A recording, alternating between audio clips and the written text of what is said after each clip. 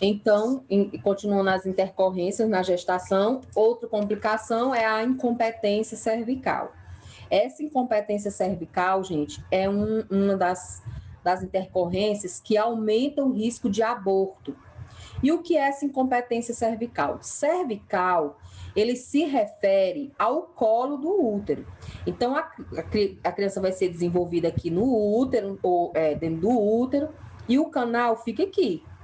E o que é essa incompetência cervical? Durante toda a gestação, esse colo, ele tem que ficar fechado, tá? E normalmente ele fica fechado. Só que tem mulheres que têm essa intercorrência chamada de incompetência cervical, que é quando essa criança, à medida que ela vai crescendo, né, ela vai baixando mais e pesando no útero. E aí, qual é a tendência dela começar a dilatar esse colo? E aí acontece o aborto. Lembra quando eu falei de aborto, que existem os abortos habituais, que são abortos repetidos? Normalmente, quando chega com umas... A mulher que tem incompetência cervical, ela não chega nem a 20 semanas de gestação, que muitas já abortam, né? Então, a incompetência cervical é quando o colo do útero, que é esse aqui, ele tem um defeito mecânico, ou seja, quando a criança começa a crescer e começa a pesar, ele se abre, tornando incapaz de manter a gravidez, a termo, que é chegar a 37 semanas. Ele não consegue segurar a criança até 37 semanas, né? Quais são as complicações? Como eu já disse, é o aborto, e normalmente é o aborto habitual, que fica engravidando, fica abortando, né? Por isso que é importante você investigar o que foi que causou os abortos antes de engravidar novamente, porque às vezes pode ter algum problema e tem que ser corrigido antes. Ou trabalho de parto prematuro. Existe algum tratamento para incompetência cervical? Existe. Qual é? É a cerclagem. O que é cerclagem, gente? O médico, por isso a importância de fazer o diagnóstico. Normalmente, quando é que eles diagnosticam isso aqui, gente? Quando as mulheres ficam tendo vários abortos repetidos, aí eles desconfiam de incompetência cervical. Aí, quando ela engravida de novo, quando ela está em torno de 14 até 18 semanas, ele faz a cerclagem. O que é isso, gente? Ele sutura o útero, o colo do útero. Ele sutura. Depois disso, ela pode ter neném normal. Como? Ela entra em trabalho de parto, aí o médico tira o ponto. E aí ela tem trabalho de parto. O nome desse procedimento é cerclagem, que é suturar o colo do útero em torno da 14ª até a 18ª semana de gestação. Não pode ser feito antes, porque qual o risco de manipular e ter aborto, nem depois, porque muitas vezes depois nem vai mais adiantar, porque já tem perdido um menino.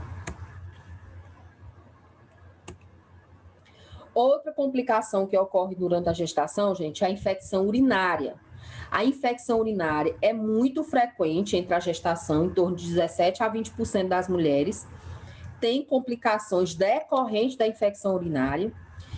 E a infecção urinária em gestante, por isso que é tão importante fazer os exames, é solicitado exame de urina, tanto no primeiro, como no segundo, como no terceiro bimestre da gestação.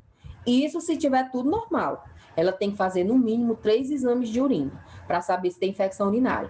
Porque a infecção urinária, gente, ela está relacionada a vários problemas durante a gestação. Quais são eles? Rotura prematura de membranas, que é aquela amniorex prematura. Né? A gente viu a amniorex prematura é quando a bolsa se rompe antes do tempo, né? A ruptura prematura de membranas. Aborto, então infecção urinária aumenta o risco de aborto, trabalho de parto prematuro, aumenta o risco de corioamnioniite, que é inflamação da bolsa. A bolsa se inflama por causa da infecção urinária. A infecção urinária entra pelo canal e aí inflama a bolsa também. Aumenta o risco de baixo peso ao nascer da criança, aumenta o risco da criança já nascer com infecção, que a gente chama de infecção neonatal, e tem o risco da mulher ter septicemia na gravidez, que é uma reação que ela tem a um processo inflamatório. Muita gente acha que septicemia é infecção generalizada, e não é infecção generalizada. Septicemia é quando você tem uma infecção que causa danos no funcionamento total do corpo, né? E aí pode acontecer isso. Então, é muito grave, gente. Infecção urinária na gestante, infelizmente, é comum, porque modifica o pH da vagina, a uretra da mulher já é curta e durante a gravidez fica mais curta ainda, porque vai baixando o útero, vai apertando os órgãos do aparelho reprodutor, dos órgãos do sistema urinário. E aí aumenta muito os riscos de infecção. E aí, com isso, tem alguns riscos que a mulher está correndo também. A gestação ocasiona modificações que favorecem a ITU, que é a infecção do trato urinário, que é o quê? Era isso que eu estava acabando de falar. Êxtase urinária. O que é a êxtase urinária, gente? É o canal da uretra, ele começar a se fechar pela redução do peristaltismo uretral, porque ela não tem mais controle do peristaltismo. É muito comum mulher ficar fazendo xixi durante a gestação, ficar até fazendo na roupa aos pouquinhos, porque a gente não tem mais o controle da musculatura que envolve o sistema urinário, porque tudo isso está sendo controlado por hormônios e também tem a questão do útero que está apertando. Há um aumento da produção de urina, né, durante a gestação. Ela tem glicosúria, que é perda de glicose na urina, e aminoacidúria, que é a perda de proteína pela urina, e isso favorece o crescimento bacteriano e infecções. Então, por isso que durante a gestação, a mulher ela tem que reduzir o consumo de açúcar, porque o risco não é só de infecção urinária, mas também de diabetes durante a gestação. Aminoacidúria, que é perda de proteínas, aminoácidos, proteínas pela urina também, que normalmente também está relacionado a problemas do sistema urinário. Com isso, faz com que haja um aumento do crescimento bacteriológico e infecções urinárias. A bacteriúria, que é a infecção urinária, ela é assintomática, ela é a mais frequente, ou seja, tem muitas mulheres que passam a gestação inteira com infecção e não sentem nada, e aí é por isso a importância de fazer os exames durante o pré-natal, porque apesar que muitas têm sintomas, mas existem as assintomáticas. As infecções sintomáticas poderão acometer tanto o trato urinário inferior, que a gente chama de cistite, ou ainda o trato inferior, que é pielonefrite. A conduta é consulta médicos e antibióticos. Outro problema que acontece na gestação é a doença hipertensiva na gestação. E aí, do mesmo jeito que existe as síndromes hemorrágicas, que são várias, né? Tem vários problemas que causam hemorragia na gestação. Também existem vários problemas na gestação que fazem com que haja um aumento de pressão. Muita gente acha que toda gestante com pressão alta, ela está com eclâmpsia e pré-eclâmpsia. E não é, viu, gente? Existem vários tipos e é isso que a gente vai ver. Mas, no entanto, qualquer uma que aumente a pressão é um problema sério durante a gestação. É a doença que mais complica a gravidez e é a principal causa de mortalidade materna e perinatal. É quando você tem qualquer uma delas, doenças hipertensivas na gestação. É muito grave, a grávida está com pressão alta. E vamos ver quais são elas, tá? Então, quais são os tipos de doença hipertensiva na gestação? A gente tem a hipertensão crônica, temos a hipertensão gestacional, aí sim temos a pré-eclâmpsia e a eclâmpsia, temos a pré-eclâmpsia superposta à crônica e temos a síndrome de HELP. Tudo isso aqui, o principal sintoma é a hipertensão, é a pressão alta.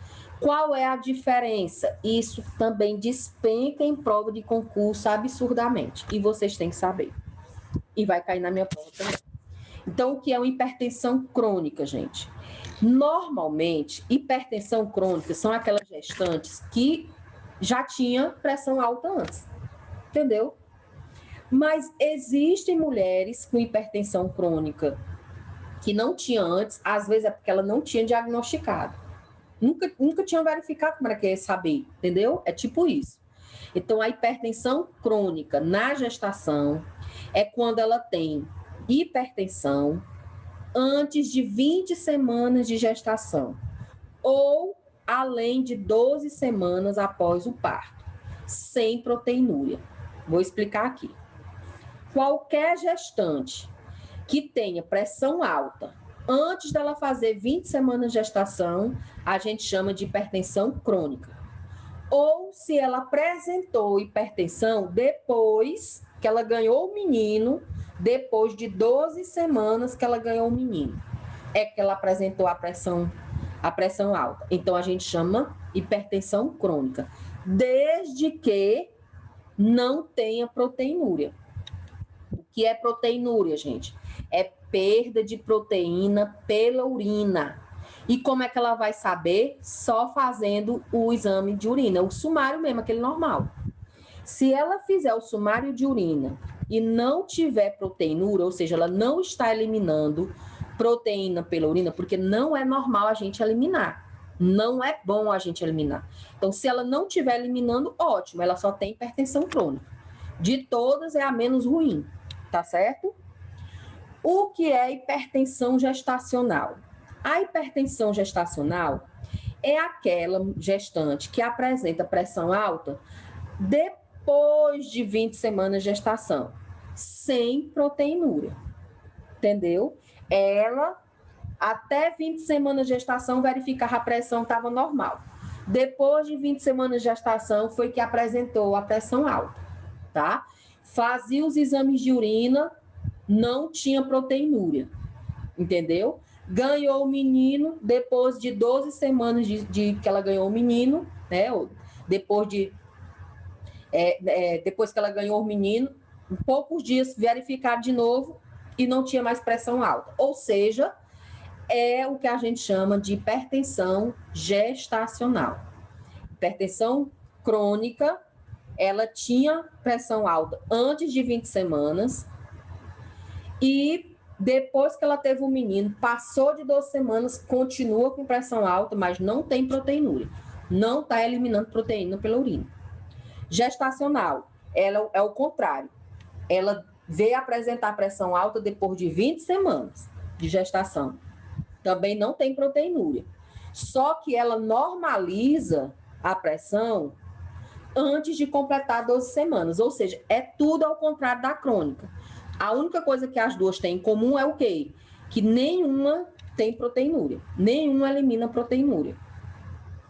Agora, a pré-eclâmpsia, que já vai começando a se complicar, porque essa gestacional, essa crônica, você controla durante a gestação, ok. Agora, quando começa a pré-eclâmpsia, aí já é as mais graves, tá bom? Aí, nesse caso, na pré-eclâmpsia, você vai ter pressão alta, com proteinúria, ou seja, faz o exame de urina e tá lá que ela tá eliminando proteína pela urina. E isso ocorre depois de 20 semanas de gestação, tá? Depois de 20 semanas de gestação, se ela tiver pressão alta e está eliminando proteína pela urina, a gente chama de pré-eclâmpsia. Antigamente, era considerado também ela tá inchada, com edema. Só que hoje, o edema não é mais pré-requisito para você determinar se é pré-eclâmpsia ou não. O que você considera que é pré-eclâmpsia ou não é se ela tiver pressão alta, com eliminação de proteína pela urina após 20 semanas de gestação.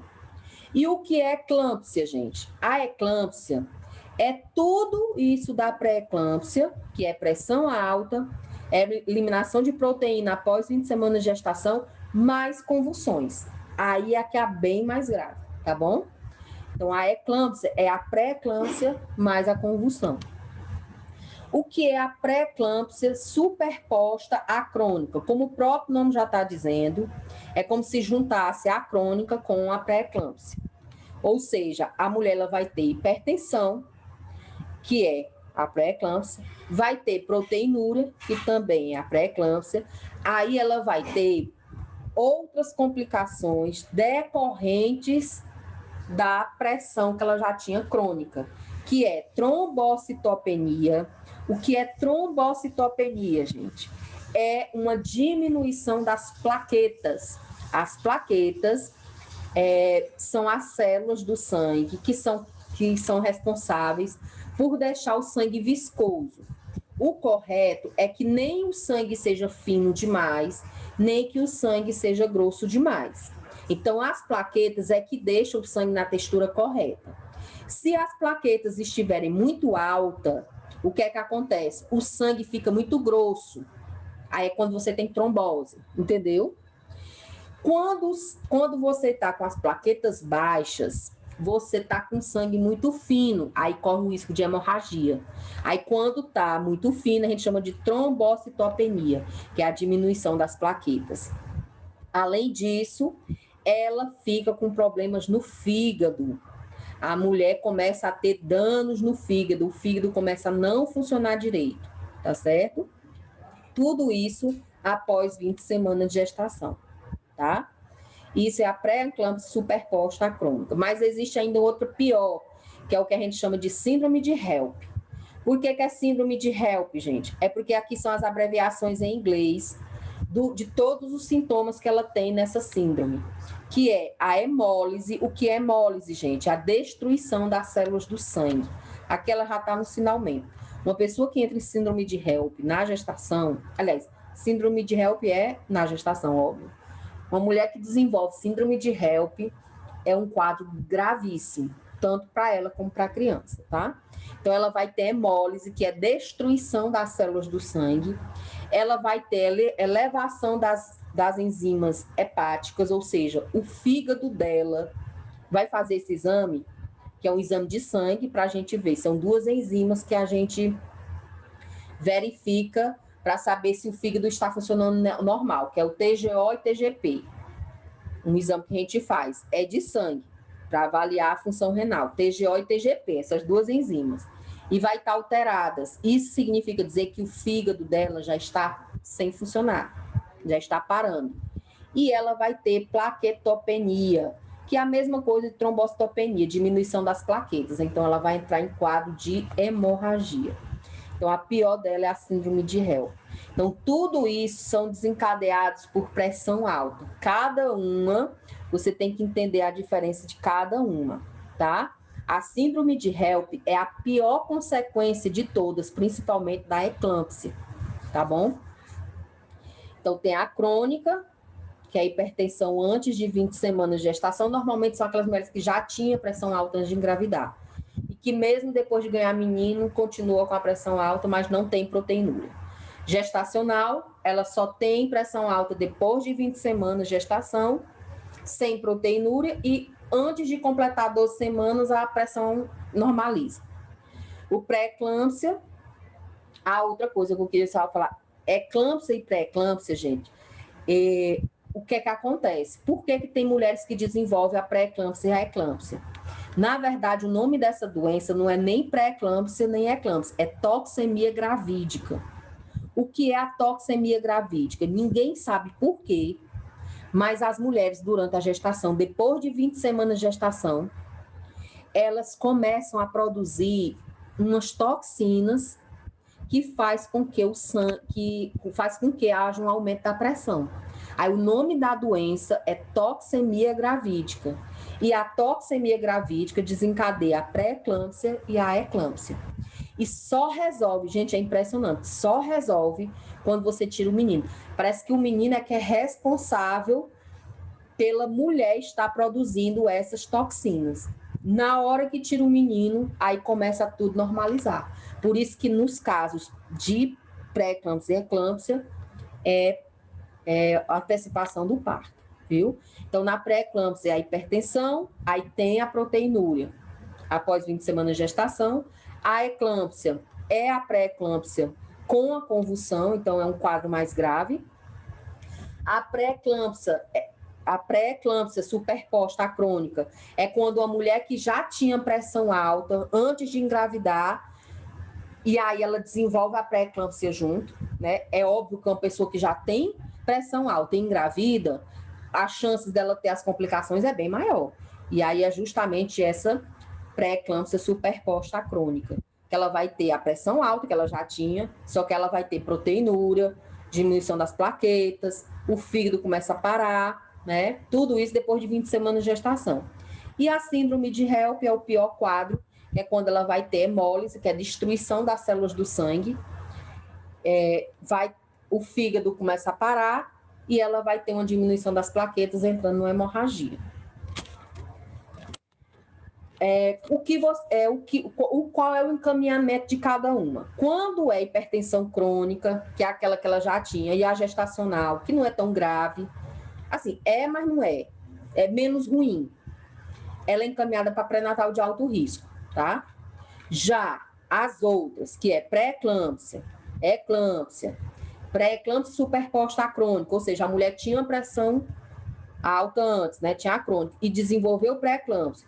E síndrome de HELP, gente, é urgência imediatamente, internação e de preferência antecipar esse parto, porque ou tira o menino ou morre aos dois.